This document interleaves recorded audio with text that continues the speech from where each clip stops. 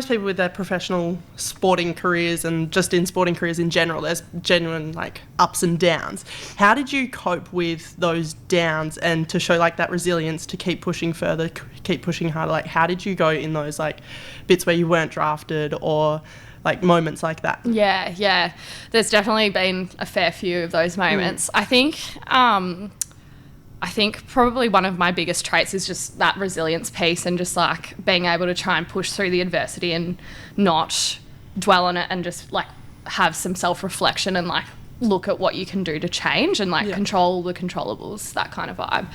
I know that previously when I was playing VFL, like it used to be really hard and you'd kind of almost naturally want to like compare yourself to other people getting selected, and it's really like it was a struggle and it's like so challenging, and people don't talk about it enough, like how like mentally challenging it can be.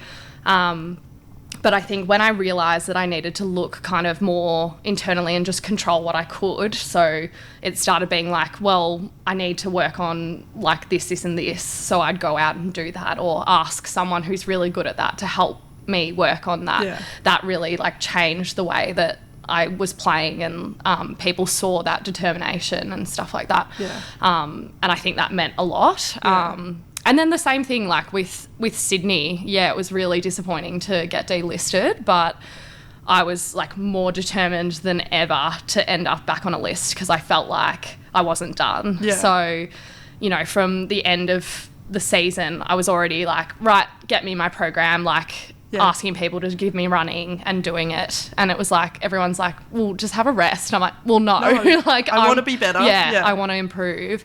And just like having those conversations and that determination to try end up on a list and fostering those good relationships. And I think that's what's helped me get here, like pushing through that adversity and to try and get, if that's your goal, like you got to just go for it. And exactly. I think when you said like to limit that comparison, like that is the biggest thing I think anyone can do, because what is it? Comparison's the thief of joy.